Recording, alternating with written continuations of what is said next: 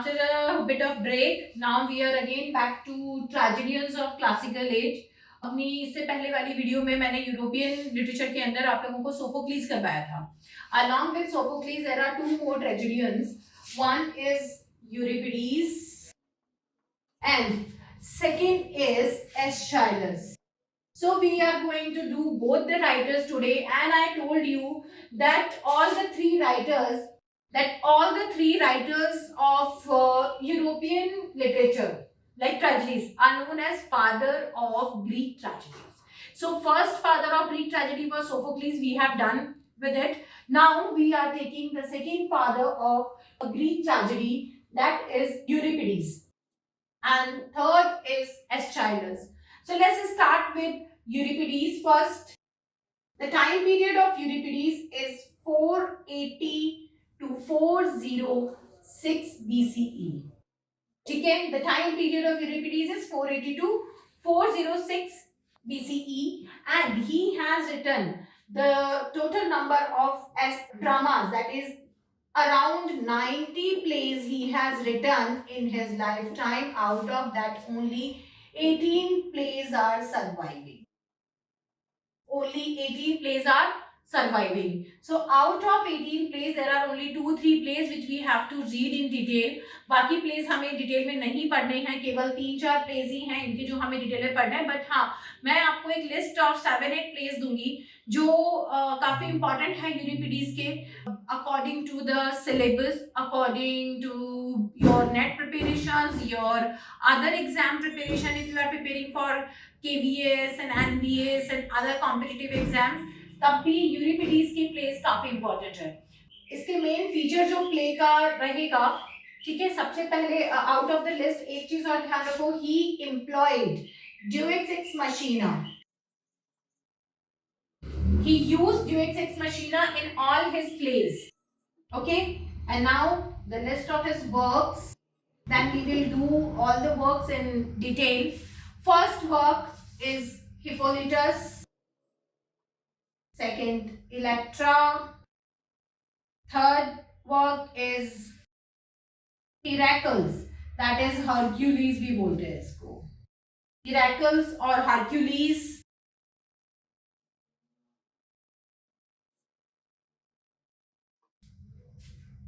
Next is the Trojan woman, Iphigenia in Aeolus. ये 5 place हैं जो कि इनके मेन इंपॉर्टेंट प्लेस हैं. ठीक है, इसमें हिपोलिटस इज अ थीबियन प्ले. इलेक्ट्रा हम लोगों ने सोफोक्लीज के उसमें भी डिस्कस किया था, सेम स्टोरी यहाँ पे भी दिखाई हुई है. हेराक्लिस के अंदर he talked about Hercules and his contribution. Then Trojan women talked about all the 7 Trojan women. I will give you the detail. And Iphigenia was the daughter of Agamemnon, on his story after the death, after the sacrifice. ये इसमें दिखाए हैं. So let's just start with the first play. ये 5 plays उनके सबसे important plays आ जाते हैं. First play, Hippolytus. Hippolytus में what he talks about, Hippolytus is basically the son of Theseus. The son of Theseus, king of Thebes.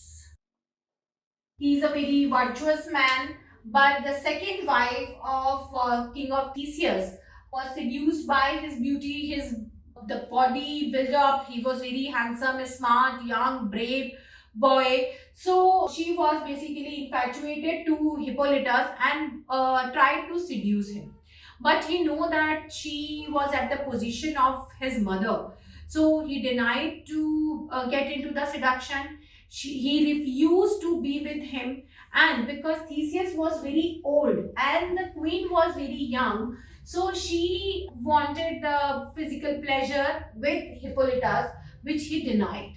So he took it as an insult, and she knew that she took it as an insult, and she knew that if she will survive, then this thing will be leaked out anytime and Theseus will kill her. Now what happens, Hippolytus was unaware about her plans, and she planned a very foul thing against him. He wrote a letter to King Theseus that your son Hippolytus tried to seduce me. he tried to rape me, and because I denied, so he abused me or something. I cannot bear such kind of insult, so I'm taking my life, and she suicided. And the letter went to Theseus. Now, why all these things happened to Hippolytus? Because I told you that Euripides has employed Deus Ex Machina too much. ठीक है, आप लोगों को जो भी मैंने ये story सुनाई है उसमें मैंने बताया कि हिप्पोलिटस की स्टेप मदर उसको सिड्यूस करना चाह रही थी, इसने मना करा, तो उसने थीसियस को एक लेटर लिखा जिसमें उसने लिखा कि हिप्पोलिटस उसको सिड्यूस कर रहा था और इसी वजह से वो ये इंसल्ट बर्दाश्त नहीं कर सकती and she is taking her life, उसने सुसाइड कर लिया। अब क्योंकि यूरिपिडीज ने डेउस एक्स मशीना का बहुत ज्यादा यूज करा है, तो उसने यहाँ पे भी ये दिखाया है कि ये सारी चीजें हिप्पोलिटस के साथ हो रही है, क्योंकि जब इसके फादर थीसियस ने इस लड़की से शादी करी थी तो Theseus claim that he is in love with that princess, और after the death of mother of Hippolytus, उसकी मदर की डेथ के बाद इसने कहा कि I am in love with this princess और मैं इससे शादी करना चाहता हूँ। हिप्पोलिटस कर्स्ड लव, उसने लव को कर्स करना शुरू करा, उसके लिए उल्टा सीधा बोलना शुरू करा। तो now the goddess of love Venus cursed Hippolytus that I know that you are a brave and a very strong man, तुम किसी भी ऐसे फीमेल से सिड्यूस होने वाले नहीं हो, but just for the fake things which you think that love is a fake thing. Hippolytus को क्या लगता है लव ऑफ कुछ नहीं होता, एवरीथिंग इज लस्ट। तो ये कहता है कि तुम इसी लस्ट के नाम पे यू विल बी किल्ड। और जब थीसियस को ये लेटर मिलता है तो he become very angry, very furious on the thing, and ultimately ये अपने खुद के सबसे बड़े बेटे को पनिशमेंट देता है, और उसको क्या पनिशमेंट देता है, डेथ। तो this is the tragedy of Hippolytus कि he did nothing but he bear the claim and he can not justify it. वो चाह के भी जस्टिफाई नहीं कर सकता था, क्योंकि after the death of that queen जितनी भी उसकी मेडल्स थी जो सच जानती थी वो भी चुप हो गई, कि उसने पता नहीं किसने किसको वो करा, एंड अगर क्वीन ने ये करा है और हमने इसके अगेंस्ट किंग को सब कुछ बताया तो कहीं क्वीन की सोल हमें परेशान ना करे, ये सोच के वो लोग चुप हो गए, क्योंकि यहाँ पे सुपर नेचुरल एलिमेंट दिखाए गए हैं, तो इसीलिए वो लोग चुप थे। Ultimately Hippolytus was punished to death, इसको डेथ पनिशमेंट दी गई। ठीक है, नाउ इलेक्ट्रा के अंदर similar kind of stories being shown, बस इसमें ये दिखाया है how she protected Orestes. Orestes इसके ब्रदर थे जिनके साथ मिलके इन्होंने क्लाइटेमेस्ट्रा के अगेंस्ट प्लान बनाया था। इसमें ये दिखाया गया है कि थॉरोली शुरू से एंड तक शी वॉज प्रोटेक्टिंग ओरेस्टस कि कहीं उनके ऊपर कोई ब्लेम ना आए, जिससे कि कल को वो माइसीनी और एथेंस के किंग जब बनेंगे तो कोई भी जो उनके अंडर मतलब उनकी जो प्रजा होगी, जो complete kingdom should have faith on him. अगर लोगों को लगेगा कि इसने इसकी मदर का मर्डर करा है तो लोगों को इसके ऊपर एगमेम्नॉन जैसी छवि नजर आएगी, they will start hating him. और इलेक्ट्रा ये नहीं चाहती थी, इसलिए उसने शुरुआत से ही ओरेस्टस को प्रोटेक्ट किया और केवल उसको किसके लिए एम्प्लॉय करा कि आई विल किल क्लेंटेमेस्ट्रा, और अगर कहीं पे भी कुछ गड़बड़ होती तो तुम चले जाओगे, तो you have to prepare a army, और बाद में आके उसके लवर एजिस्थेस को किस तरीके से हरा के आपको एथेंस वापस लेना है, उसके लिए इसने ओरेस्टस को प्रिपेयर करा। ये चीज इसमें दिखाई गई है। Now third is Heracles. Heracles मतलब Hercules. Hercules is a son of god Zeus, ये भी डेमिगॉड है, son of god Zeus है। लेकिन इनका रोल क्या है, इनको पता है कि यहाँ अर्थ पे गॉड Zeus के बहुत सारे सन्स एंड डॉटर्स हैं, कईयों के अंदर पावर्स हैं, and god Zeus are afraid of his own sons and daughter. इनको अपने खुद के बच्चों से डर है कि कहीं उनमें एक्स्ट्रा पावर हुई तो वो मुझे हरा के कहीं मेरा हेवन का सिंहासन, जैसे इंद्र हमारी माइथोलॉजीज में डरते हैं बार बार, इसी तरीके से Zeus भी यहाँ पे डरते हैं कि कहीं मेरा ही कोई सन एंड डॉटर मुझे हरा के मेरा सिंहासन ना ले ले। तो इन्होंने क्या करा है, अपने सारे बच्चों को एक अंधेरी गुफा के अंदर चेन बांध के रखा हुआ है। ठीक है, तो हरक्यूलिस को ये चीज पता है कि he is after the life of all the sons and daughters, और उनको खुद Zeus टॉर्चर कर रहे हैं। पहले वो अर्थ पे आते हैं, किसी भी ब्यूटीफुल विमेन के साथ रिलेशनशिप बनाते हैं, या तो विलिंगली या जबरदस्ती, और फिर जो उनसे जो बच्चे पैदा होते हैं उन्हीं से डर के उनको एक जगह पे, अंधेरी डरावनी जगह पे उनको बंद करके रखा हुआ है, उनको बांध के रखा हुआ है, ही इज टॉर्चरिंग देम, और बाहर वुल्व्स छोड़ रखे हैं कि वो बाहर आएंगे तो they will be killed by the Wolves, जो कि इन्हीं के वुल्व्स है, इनके सोल्जर्स है एक तरीके से। Heracles Hercules is a symbol of physical strength.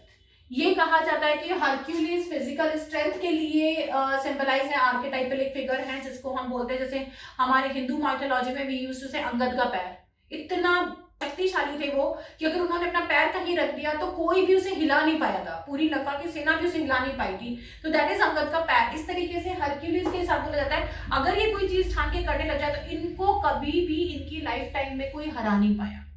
Even इन्होंने गॉडेस से शादी करी और उसको ज़ियस भी नहीं रोक पाए थे।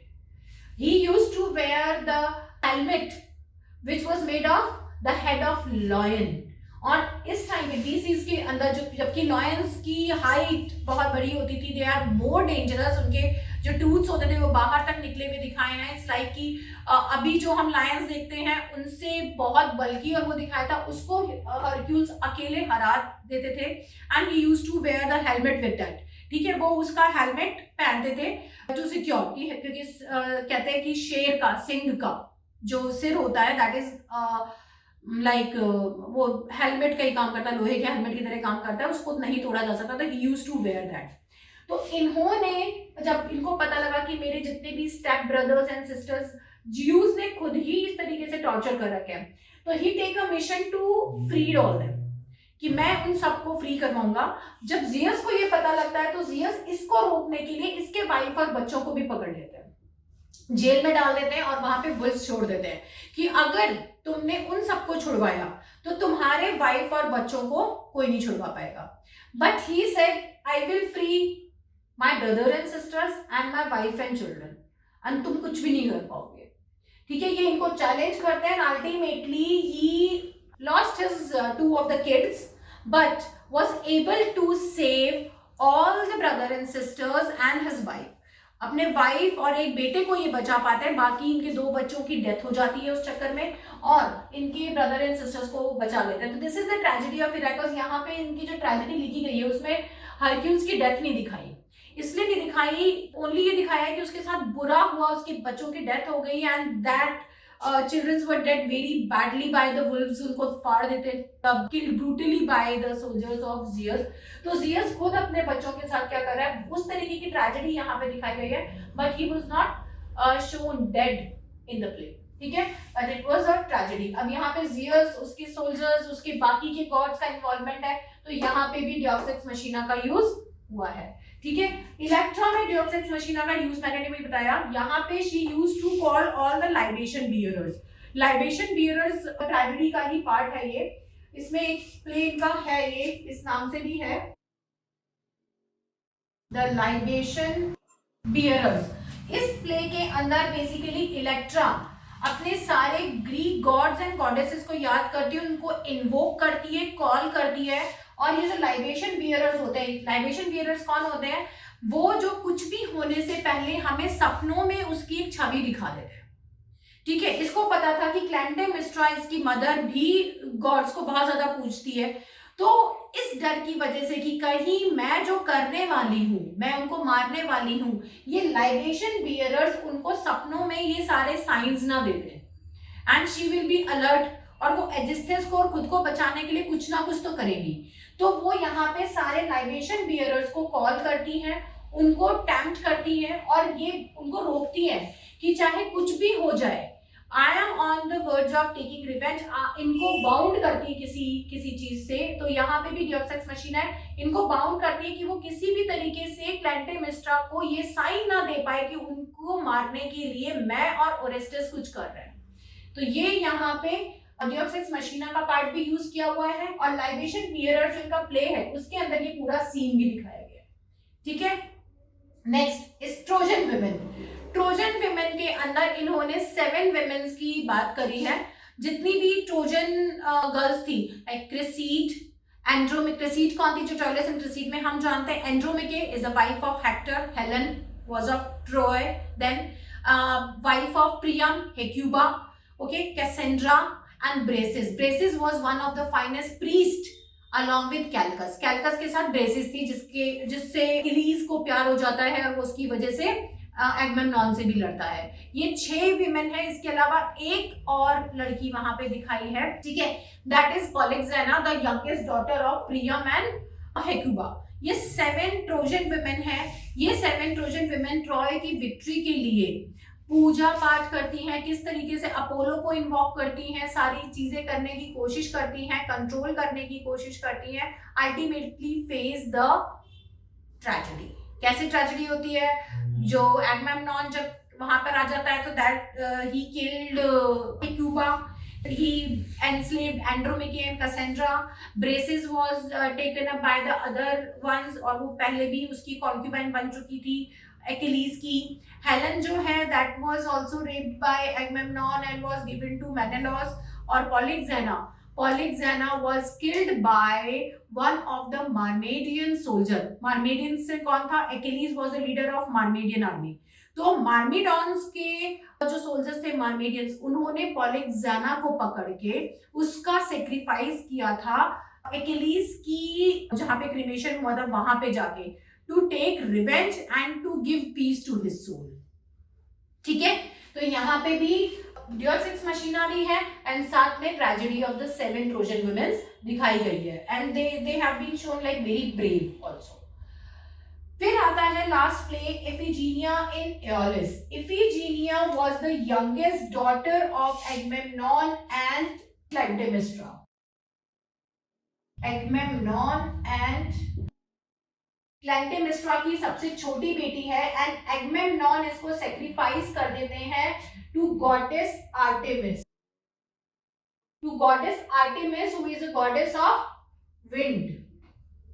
ठीक है, वो उसको कहती है कि I will give you the favour of winds to have a victory over Troy. तुम्हें ट्रॉय जीतने के लिए विंड्स का फेवर चाहिए क्योंकि तुम सी रूट से जाओगे। आई will give you the favour of winds but I need the sacrifice of your blood. तो ये अपनी सबसे छोटी बेटी को ले जाके वहां पे सेक्रीफाइस कर देता है खुद ही अपने हाथों से।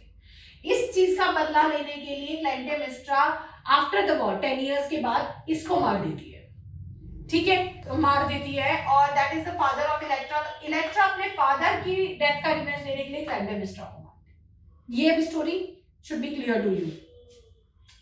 तो यहां ये दिखाया है कि she asked the sacrifice from the blood of Agamemnon. तो एगमेम्नॉन खुद अपना हाथ या वहां से काट के ब्लड दे सकता था, कुछ और कर सकता था, बट उसकी जगह उसने अपनी सबसे छोटी बेटी को उठाया और सेक्रीफाइस कर दिया। That was very painful to goddess Artemis also. She was a female goddess. दूसरी thing, she was the goddess of forest and wind. वो वहां पे देखती कि इतना क्रूअल एक फादर कैसे हो सकता है, इतना पागल कैसे हो सकता है फॉर विक्ट्री, कि वो वहां पे अपनी सबसे छोटी बेटी को ही सेक्रीफाइस कर दिया इसने। तो and that was very cute. वो 8 साल की भी नहीं थी। She was playing in the lap of her father, confident, क्योंकि अपने फादर पे तो ट्रस्ट होगा ही ना बच्चे को। वो उसकी गोदी में खेलती हुई आ रही है। Goddess Artemis is seeing all this thing कि वो खेलती हुई आ रही है, उसे पता भी नहीं है उसके साथ क्या होने वाला है। And when it was the time of sacrifice, at that time also she was sitting at the slaughter table, जिसपे सेक्रीफाइस करते हैं उसको क्या बोलते हैं, स्लॉटर टेबल। उस टेबल के ऊपर वो बैठ के अपने गेम्स खेल रही है, हंस रही है, और उसके फादर ने हंसते हंसते उसको ऐसे करके काट दिया। तो that was very painful to Artemis. तो उसकी सोल क्योंकि प्योर है इफिजीनिया की, तो व्हेन हम किसी की भी बलि देते हैं, सेक्रीफाइस करते हैं, तो सेक्रीफाइस इसलिए करते हैं कि we are sacrificing, we are giving a soul to Hades और Satan, that is god of hell. हम उसको एक टेम्पटेशन के तौर पे एक सोल दे रहे हैं जिससे कि हम अपनी जान या अपनी मुसीबत को टरका रहे हैं। तो उसके लिए ब्राइब किससे कर रहे हैं, एक सोल देके। तो एक्चुअली एफिजीनिया की सोल कहां जानी थी, हेल में। पर व्हेन इट वाज फ्लाइंग, तो ये आर्टेमिस उसको कैच कर लेती है। When it was flying to hell, तो वो उसको कैच कर लेती है और कहां ले आती, Aeolis. Aeolis is the name of the palace of Artemis.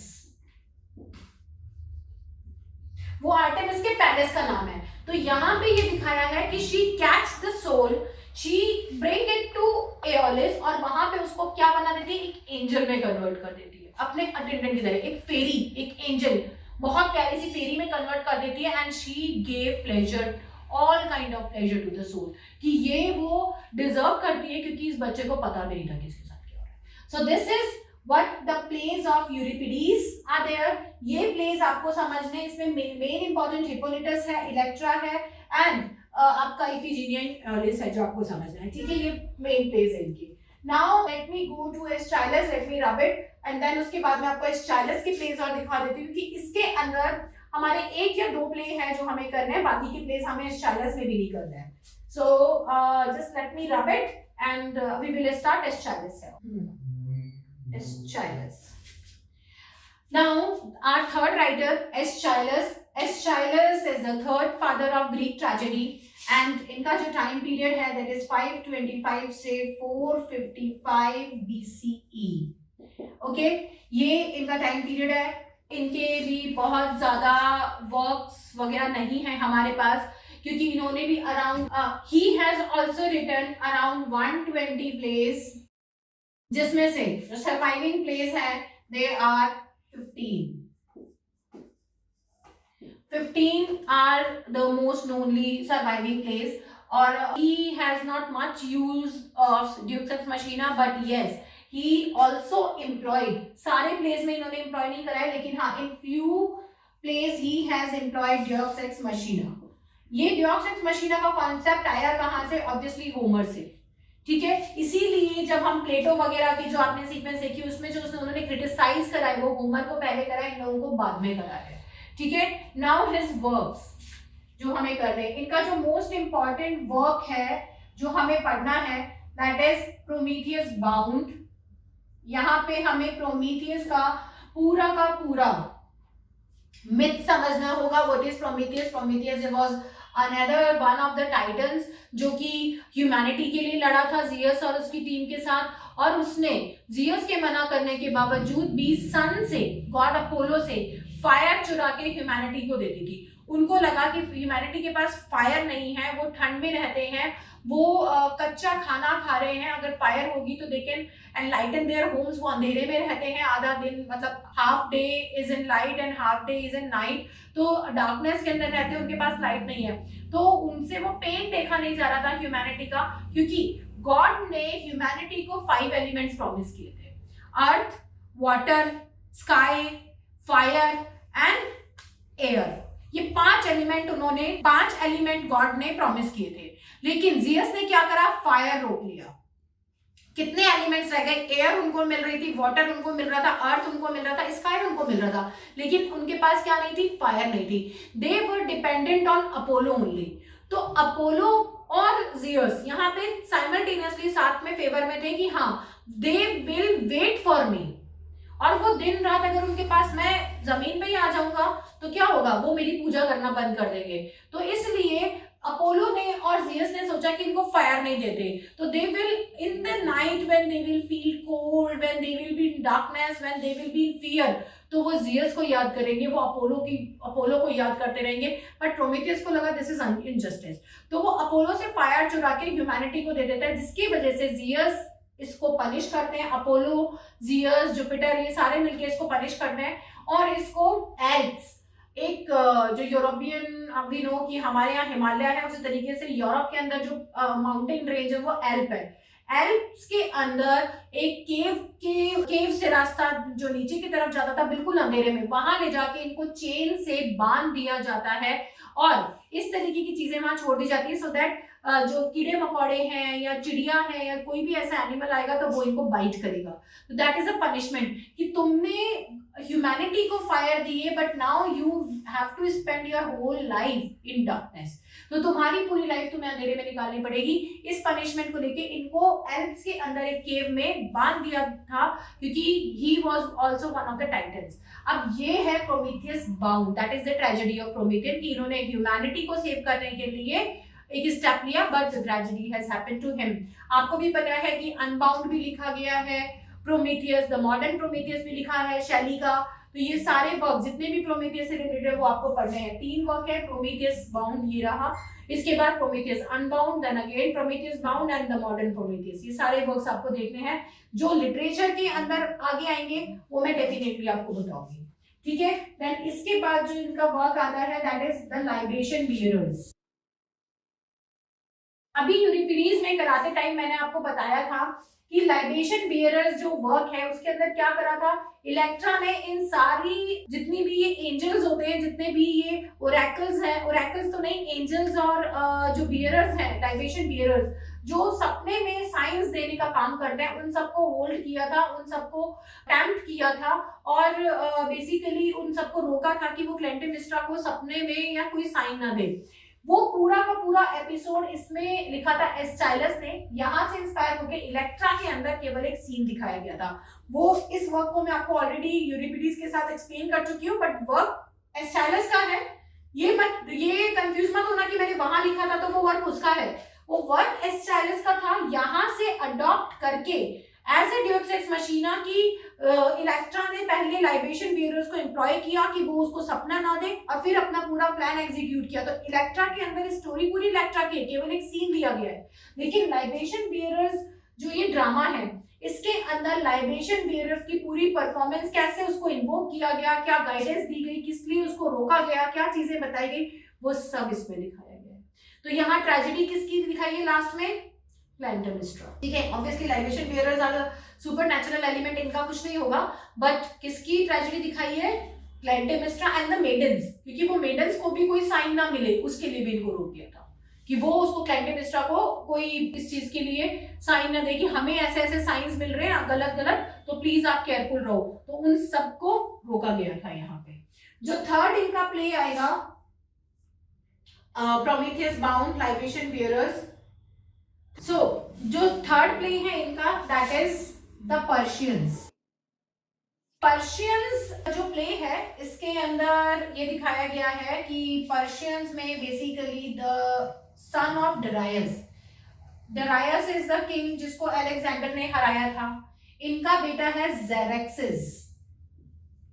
जेरेक्सिस took the favor of gods and angels और वो अपने आप को एक गॉड की तरह कन्वर्ट कर लेता है और वहां एक होली रिवर दिखाई है जिसके अंदर वो अपने फादर की डेथ के बाद बदला लेने के लिए सारे एथेनियन से, सारे इनसे ग्रीक लोगों से बदला लेने के लिए वो सालों तक उस रिवर के अंदर लेटा रहता है।